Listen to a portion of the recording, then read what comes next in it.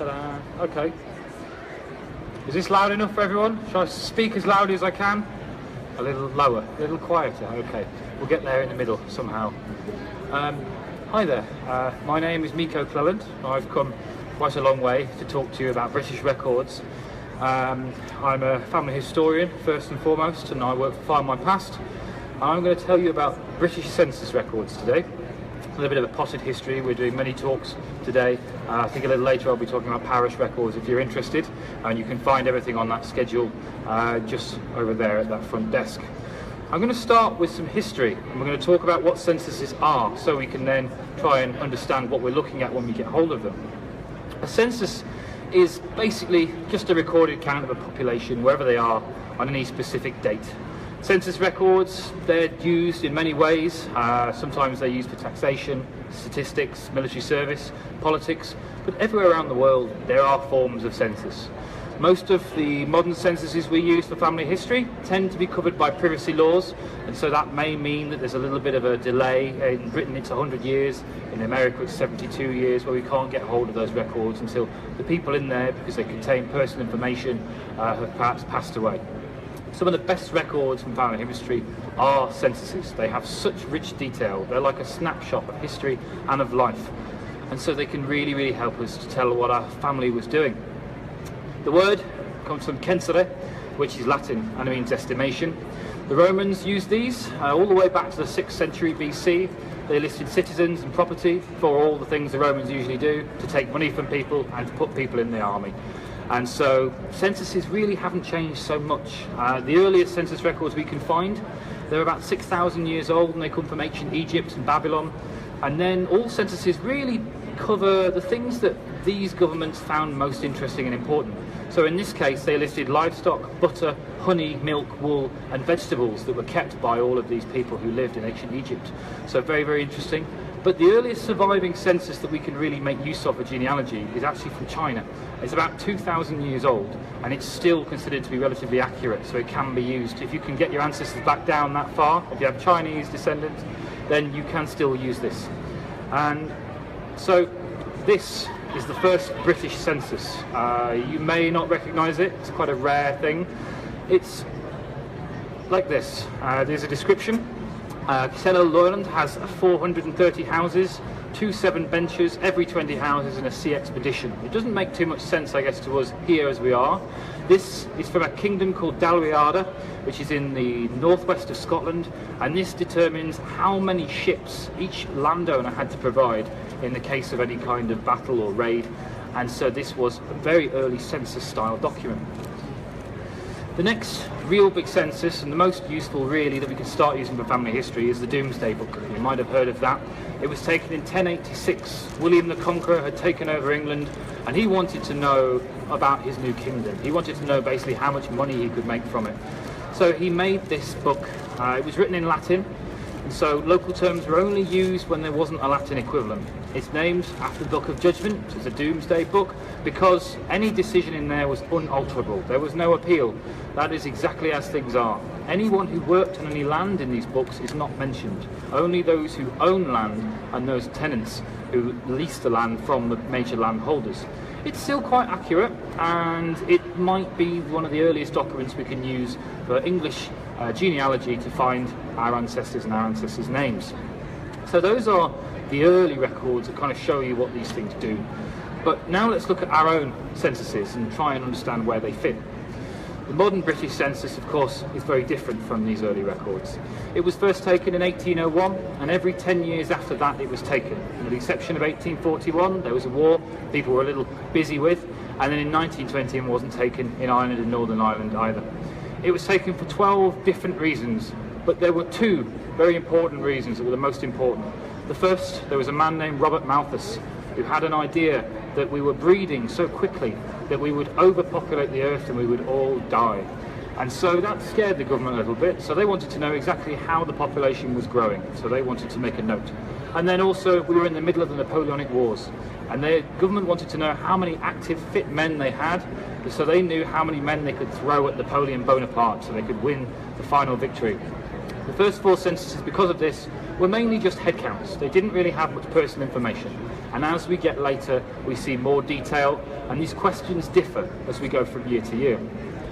Census fragments do exist. There are a few from 1801 onwards. There's no national census before 1841 that survives, but there are a handful of fragments that do survive in local archives around the country. We have some of these early fragments. We have a few from Sheffield and Kent, for example, and there are more on the way. You can find them here in these computers just next behind me. And if the fragment that you need isn't online, go to a local archive website and find out if it's there, and maybe you can get hold of it some other way. The 1841 census is the first national census we can really start using. It's the first that named everyone in a household or an institution. Anyone over the age of 15 had their age rounded down to the nearest 5. So that means you may need to think broadly when you're looking for ages of people in the 1841 census. Location of birth wasn't included, only the county of birth. And if someone wasn't born in that county, they would just have other parts listed. There are a few marks on the census we can see. And so we can see one single forward slash, meaning that the family has ended, but we're still looking at the same property. 2 single forward slashes means that's the end of the entire dwelling house itself. And so that can help us map out exactly where we're looking in a village. Here's a particular example we can see. Buckingham Palace in the 1841 census. Everyone was enumerated, whoever they were. We have the Queen. Her age has been rounded to 20. She's born in this county. And we know Prince Albert, who is German. Again, his age is rounded to 20, and he's born in F for foreign parts. We have the Earl of Aboyne. He's a lord-in-waiting, and he's listed as no, for not born in this county. If we don't have any more information as to which county he's born in, we have to really think through and go further. The next few censuses are very, very useful. The 1851 in particular, that was the first one that recorded full birth locations of everyone who was counted. That's very useful. It also gives exact age, marital status, and the relationship to the head of the household. In 1841, we just have the people in a household. We don't know how they're related. We assume perhaps there's a family, but there may be a niece or a nephew in the house, and we need to work that out. All information was provided by the head of the household. So that can mean some things change. Perhaps you marry someone a little older than yourself and you want to change your age up, or you marry someone a little bit younger than yourself and you want to change your age down. That can happen. Enumerators copied down what they heard. These forms were given to the head of the household, and if they could fill them in, they did. If not, an enumerator would go to the house and would ask them and write down things for them. One of my ancestors was listed as being born in a place called Dine, D-I-N-E, and I spent a long time trying to work out where that was. I couldn't find it anywhere, and it turns out that when you say it aloud, it actually is Dine, is County Down, said in a Northern Irish accent. And so it seems that the enumerator copied this down as he heard it and didn't ask any questions. And so then once we found this, we could then find my ancestors. So this is very, very common. We see here an enumerator's book. It's been filled in. All the original household returns have been destroyed. And so we have left the things that are copied down for the enumerator. This enumerator got a little bit bored along the way. So we can see here just there, a courting couple, a few sort of acrobats, a few people doing some things. It seems, you know, this is a long, thankless task, and every once in a while we all get distracted, so we have a lot of information there. As we move forward, we have the 1911 census, which is a very, very exciting census. It's really useful. It was taken on the 2nd of April 1911. Again, it's a snapshot of life, exactly as it was. And it's the first census where we can see the original schedules that were filled in by the head of the household. This is your ancestors or your relatives' actual handwriting and the way they describe how they lived. It includes all the households, but also institutions. If you can think of a prison, a workhouse, even a naval vessel, they'll be included in the 1911 census. And for the first time, the homeless were tried to be tracked down and covered as well. They call it sometimes the fertility census. There are some extra columns that ask questions about how many children people have had, how long they've been married, and how many children were still alive. In an era of a lot of infant mortality, you may miss a child who may have been born between censuses and not lived for too long. You might find them using this, and this will help you to get there. There are a few women, no one really knows how many, who believed that they shouldn't be recorded in a census because they couldn't vote, and they believed that if you can't let me vote, I don't count as a citizen. And so they refuse to be counted. And so some people say maybe around about 20,000, maybe more, maybe less. And these people aren't on the 1911 census. So maybe if you're looking for someone who's female at this point, it may tell you that they may have been a suffragette, and that can be quite useful. We see an example here. These people were a little braver. They put their details onto this census information where they could be fined or even put into prison for such a brave statement. They've listed votes for women in massive letters, and then in their disability column, the final thing, they've put that their disabilities that they're disenfranchised, and the enumerator has angrily crossed it out with a red pencil. He obviously didn't agree with that. This was a very, very brave thing to do, because they probably would have been imprisoned or at least very heavily fined if they were caught doing this. And with a name and address, it's very easy to track them down, so it can show a lot about your ancestors' passions, and they felt so strongly about this. Women did get the vote slightly later, and so obviously I guess their work hadn't been in vain. We see here households, and we see the signature of the head of the household. So we have their address, and we have then their own handwriting telling their story, which is what makes these so exciting. We have an Arnold family here, William Robert Arnold, a farmer, and then we see in that disability column at the end, again filled in by the head of the household, so we have their own opinion of things. They've listed that they're short of cash, and then the enumerator again has crossed that out and said, I don't think that counts. And I think if we all could list that, then that would be really useful, but unfortunately not. Here we have a Russell family, Thomas Headley Russell, his wife Daisy, and then their children, 4 children. And there's another child at the bottom, 6 years old, she's called Daisy Russell.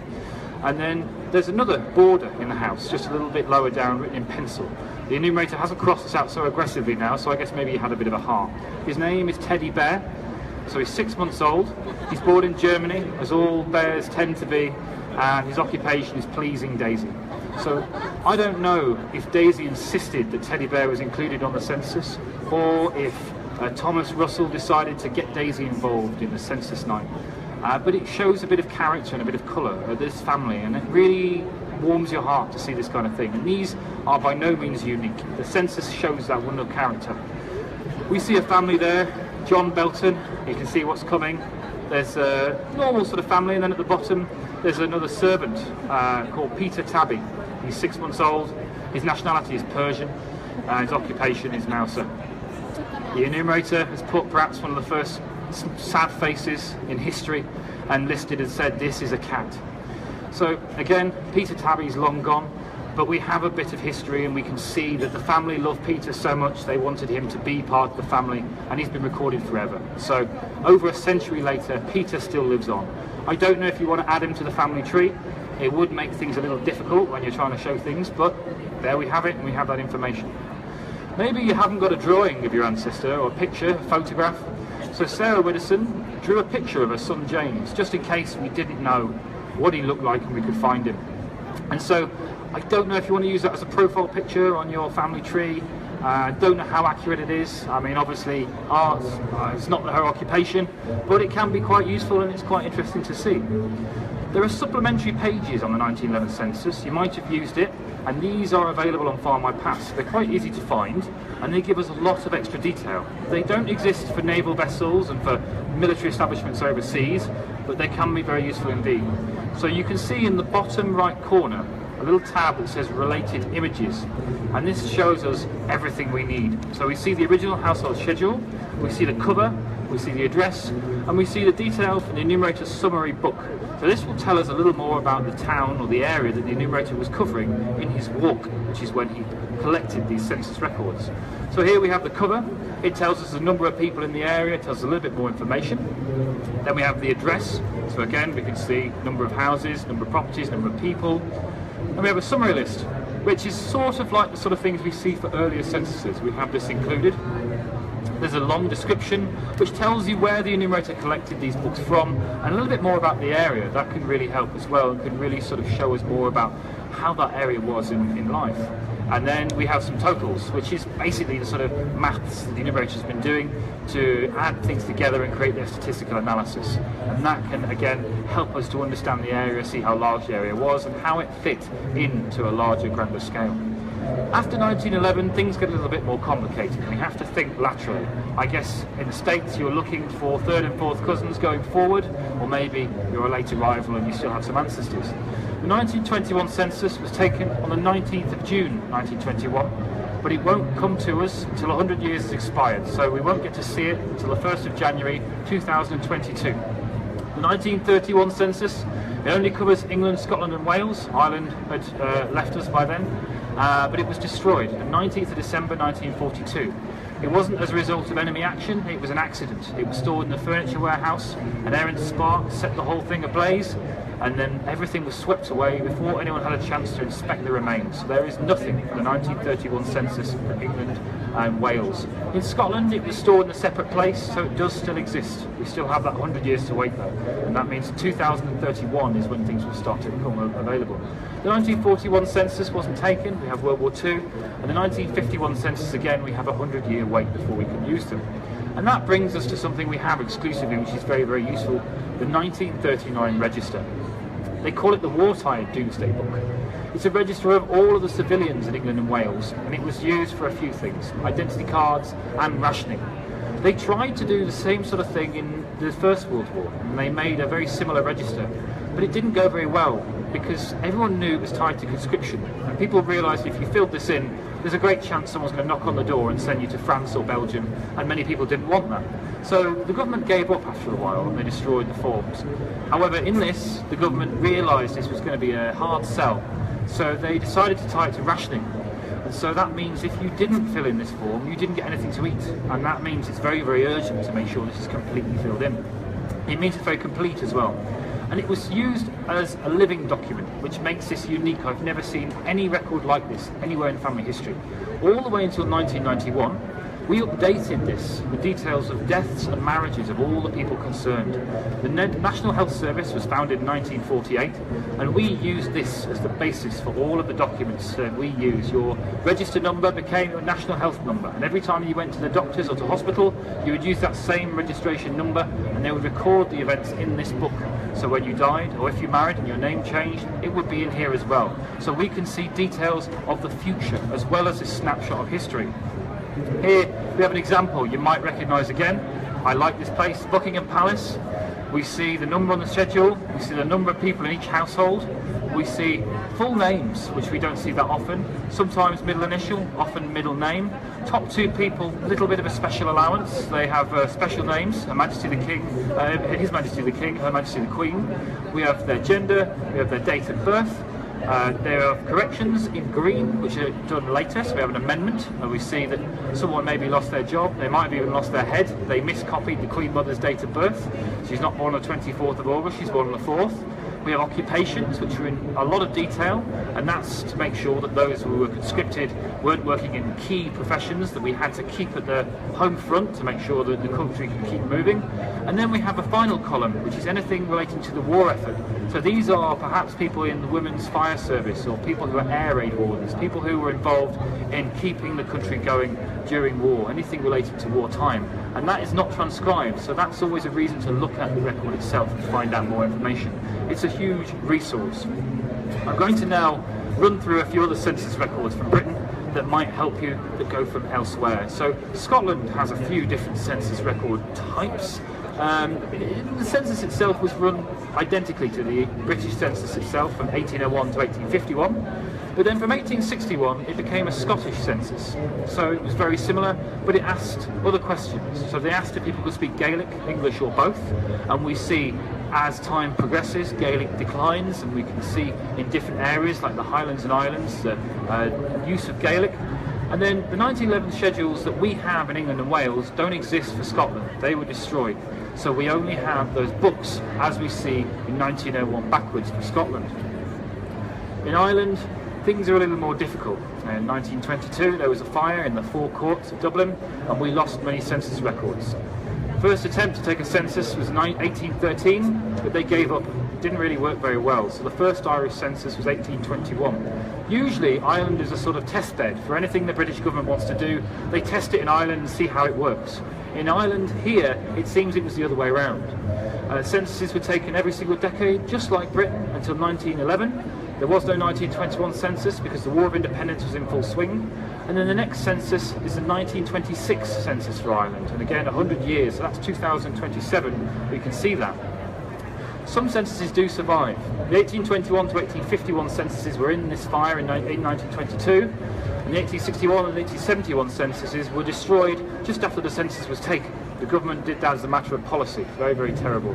1881 and 1891 censuses were pulped during the First World War. The government needed paper, so they thought, well, no one's going to need to use these censuses for any reason, so they were turned into paper and recycled and used for other documents. The 1901 and 1911 census survive in entirety. You can search them right now, and that's very, very useful. We have links to the original images, and again, we have no 1921 census, and then that 1926 census in 2027. Not all of those Irish censuses that I mentioned were destroyed though. We have about 500,000 on Findmypast, and that's very, very useful. It's a little bit patchy, but it gives you something, and when an area has not many records, giving you a roll of the dice is better than nothing. We also have about 150,000 census search forms. So when the pension came in Ireland, you hit a pensionable age, and you had to tell the government where they could find you on an earlier census, and they would check, because there was no other way to make sure that someone was actually as old as they said they were. And so they would go and look in that household, and they would see if they could find you, and if they could, then you'd get your census, and they knew you were telling the truth. And so we may not have the original census, but we have a written out transcription of the household where whoever went to check written down every single person in that household, the ages, etc.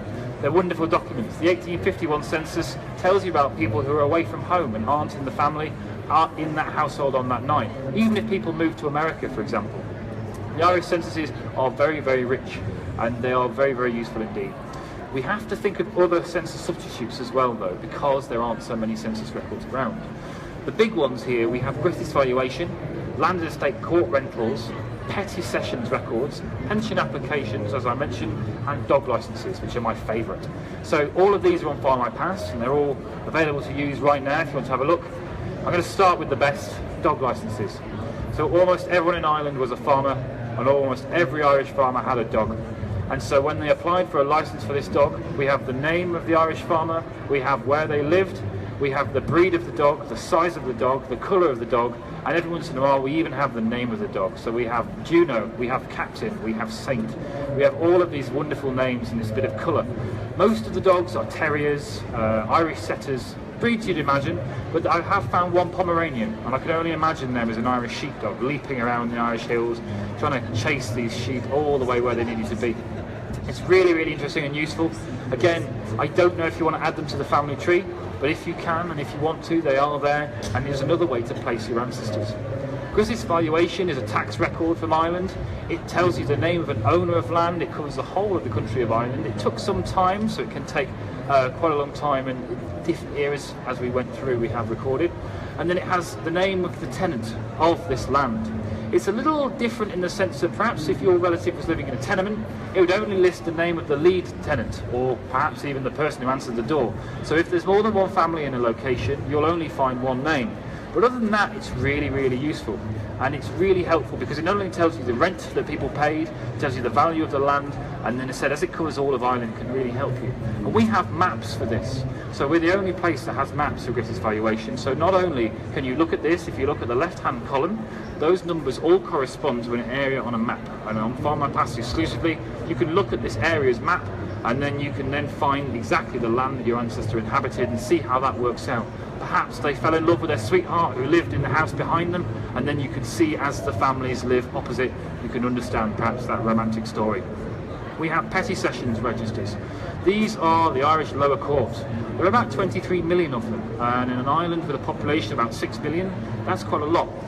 These are everything from arguments about a fence post to being found drunk in a street to anything else you can imagine in between. And a lot of people appeared many more times. But it's not just those who are accused of crimes that are in here. We have people who have accused other people of crimes. We have details of witnesses. We have all the things we can find, and they're all indexed and transcribed. So you can still find people with addresses and residences that we can then use for our family story. A few tips to round things off to help you get to things in the census. Avoid exact years of birth as we're going. Make use of other people in the household. If we know someone, on Findmypast you can search for other people who live in the same house. I was talking to someone before who's looking for a Jones, and that's very difficult. But if we know the name of the wife, then we can search for a Jones with the wife's name as well, and that may narrow things down enough to find maybe a handful of records that we need to look. Less is more. Use our advanced search pages, which you can find on our record A to Z, and then you can use all of these extra search fields. Understand the context of all these censuses as well. it's really useful to understand that context. In Germany, there's a census taken that had two conflicting reasons. The population of certain German states was used to decide how much money these German states would get from the central government. So that meant that the population was raised a little bit while no one was looking. But the problem also was the population was used to decide how many soldiers that state had to provide to the central government. So sometimes it was massaged down to mean that they wouldn't have to provide so many soldiers. We have to think about the context, the people that we're looking at, where they're living and why they may have said things. We know that people said may have changed their ages, maybe they want to list their occupations in a different way. Sometimes when young children have lived in a place for as long as they can remember, they don't know where they've been born, and they may list the town they grew up in rather than the town they were born in as their birthplace. And so we have to think about this as we move things through. That A to Z of record sets is the best bit of advice I can give you when it comes to looking at any record on Findmypast, not just the census itself. It's a full index of every single record set that you can find on our site. There's thousands that we can get to. You can search it by location, record type, or even a theme. Think of census, wills, Essex, anything you can think of, put it in, have a go. It's updated in real time so we can see everything, even the records that we've only just announced, they're in there right now to find. You can see here we have our main search. This searches all of the billions of records we have, very, very easy, very, very quick. But we can get more accurate and granular. We have a category search. Maybe we're only looking for passenger lists and we can look in our migration section. Only military records. Anything we need, we can do this. Here we have newspapers as well, which are a huge resource, and they're not in our main search because they're very different records, so always look at this category as well. Here is our A to Z though. This is what we're looking for. This is our golden place to go. We can type in anything we want here and we can limit things down. And the great thing about this, as I said, this unlocks unique search fields. So you can search with anything you want, anything at all. You don't even need to search with anything, so we can start with a completely blank page. And that gives us full date of birth even in some places. Start with a little, use that second person's field, and I say common surname is Rejoice. So this is my favourite demonstration of how these advanced search fields can really help. I'm going to look for a John Smith in that 1939 register, and I'm going to see how many names I get back. So this might be rather awkward. I get 24,797 John Smiths. But that's quite a lot, and that's going to take some time to get through. So I go back. You can always go back and edit your search. Start broad and narrow things down. I'm going to add in a date of birth.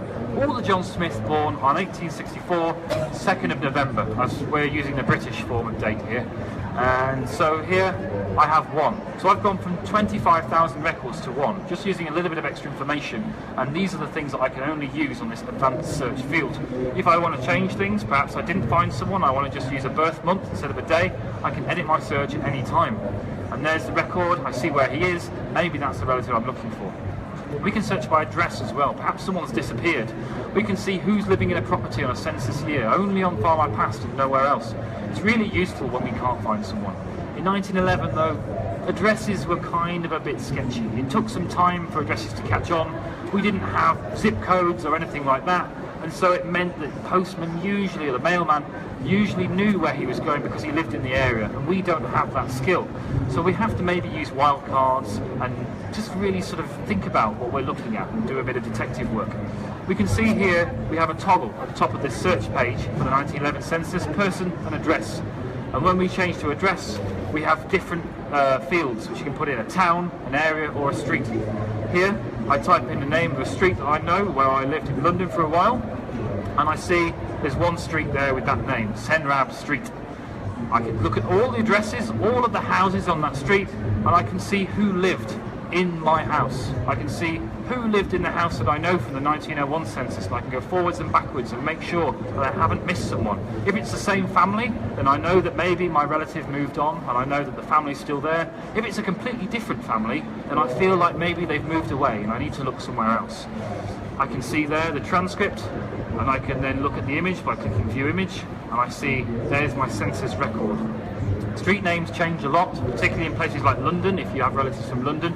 Look at old maps if you're a little confused, and again, use those wildcards where we can. So this was a very, very brief overview of all of the census records that I think may be able to help you and get you started. Hopefully that's given you a bit of an inspiration, a bit of an idea of where you can look next. All the records I've shown you, you can use on Findmypast just behind you. And thank you very much for listening. I hope it's been useful, and I hope to see you again and have a great RootsTech.